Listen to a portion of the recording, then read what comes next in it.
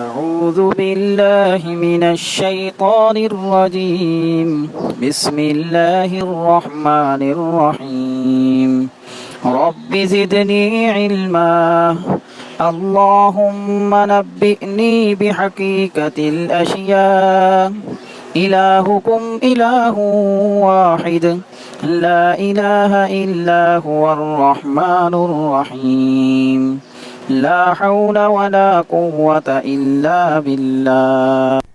السلام علیکم، میں حکیم محمد طارق جاوید آپ کو اپنے یوٹیوب چینل پر خوش آمدید کہتا ہوں۔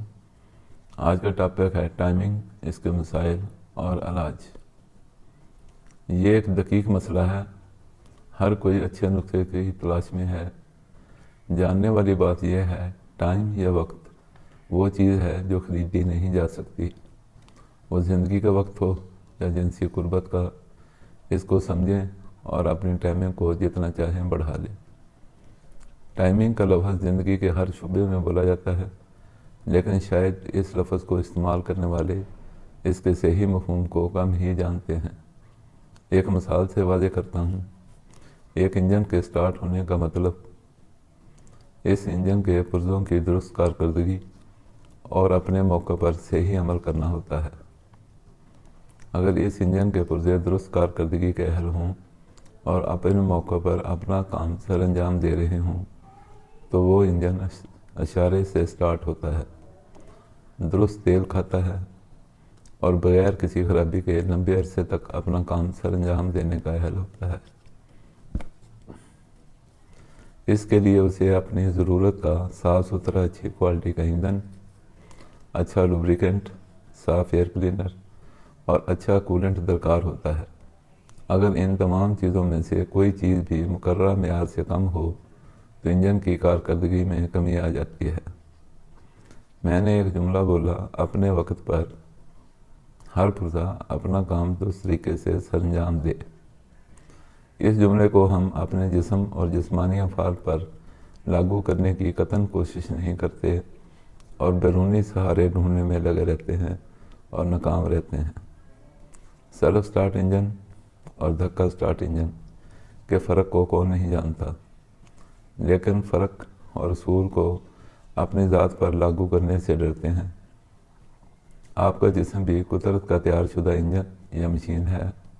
اس میں بھی قدرت نے پرزوں کی طرح مختلف اعضاء فٹ کر رکھے ہیں۔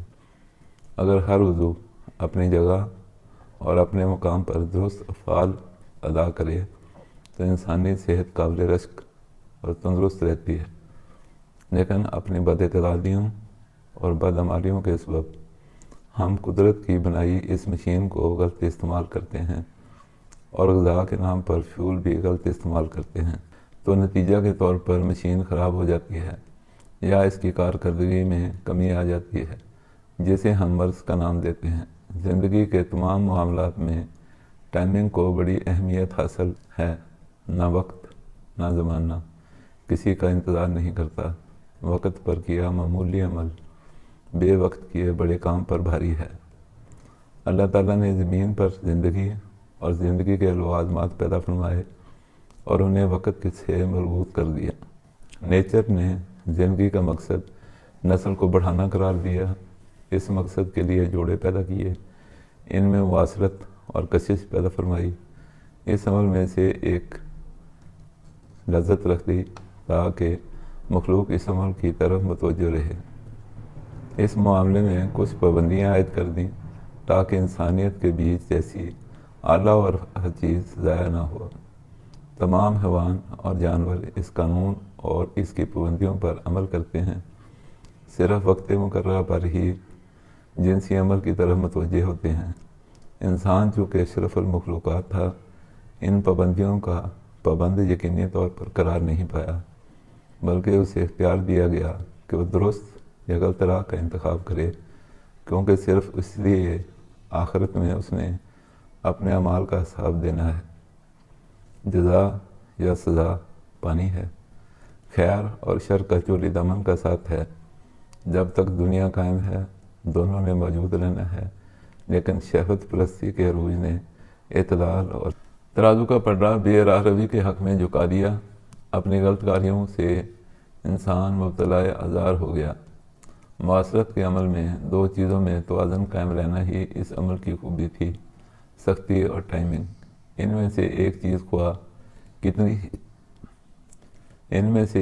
خواہ کتنی ہی زیادہ ہو، دوسری کی عدم موجودگی یا کمی سے بالکل بے فائدہ ہے۔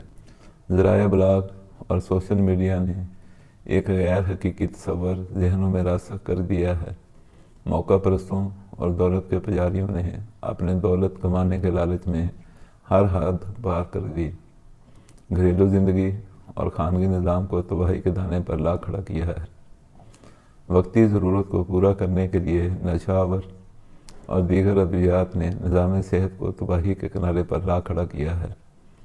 قدرت کا قانون ہے، سختی بڑھانے والی ادویات ٹائم کو کم کر دیتی ہیں اور ٹائم بڑھانے والی ادویات سختی کو کھا جاتی ہیں۔ اس میں کوئی شک نہیں، جنسی عمل میں سب سے بڑا کردار عضلاتی یا مسکولر ٹیشو کا ہے، اور مسکولر ٹیشو کی کارکردگی کو بڑھانے میں تضابیت والی چیزیں ہی اہم کردار ادا کرتی ہیں۔ لیکن اس جنسی عمل میں منی کا اخراج بھی ہوتا ہے۔ تضابیت پیدا کرنے والی سرد خشک اور خشک گرم اشیاء منی کی پیدائش میں رکاوٹ پیدا کرتی ہیں، اور ان اشیاء کی ضرورت سے زیادہ استعمال کا نتیجہ ہمیشہ خطرناک نکلتا ہے۔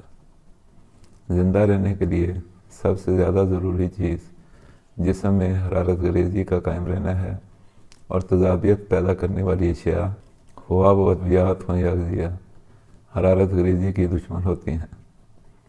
مثال سے سمجھ لیں، ایک دیا روشنی اس تیل کے ذریعے دیتا ہے جو جلنے کے عمل میں توانائی فراہم کرنے کا ذریعہ ہے۔ آپ دیے میں موجود تیل کو حرارت گریزی سمجھ لیں، جو زندہ رہنے اور جسم کی کارکردگی کو بحال رکھنے کی ضامن ہے، اور حرارت گریزی سب سے زیادہ جسم میں گرم تر اور تر گرم چیزوں سے برقرار رہتی ہے، اور حرارت گریزی سب سے زیادہ جسم میں گرم تر اور تر گرم چیزوں سے برقرار رہتی ہے۔ دیے میں تیل کم ہو جائے تو چراغ کی روشنی بھی کم ہو جاتی ہے۔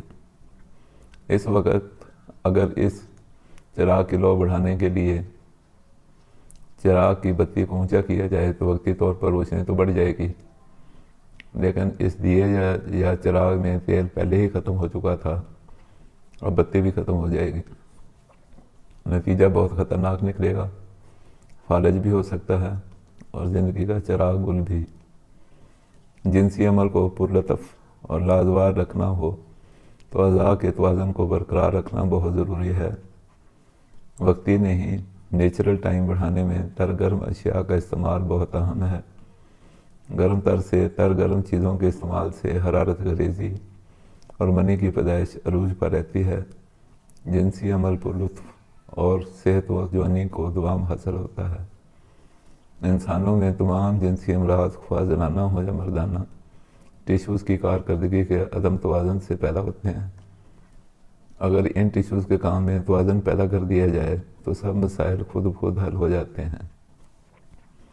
اگر کسی کی جنسی عمل میں ٹائمنگ کم ہے، وہ اپنی مرضی کے مطابق اپنی ٹائمنگ کو مسکر بڑھا سکتے ہیں۔ اغذیہ کی گروپ بندی کے چارٹ کی گروپ نمبر 5، 6 اور 1 کے اغذیہ استعمال کریں، اور اس کے ساتھ ایک نسخہ سفید زیرہ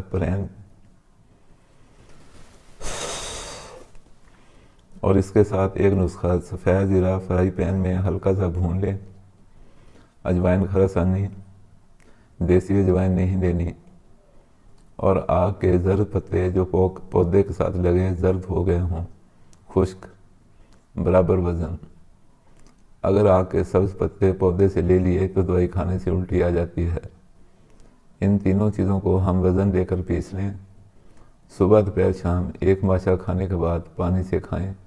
اپنے ٹائم کو حسب خواہش بڑھانے کے لیے لاجواب دوائی ہے۔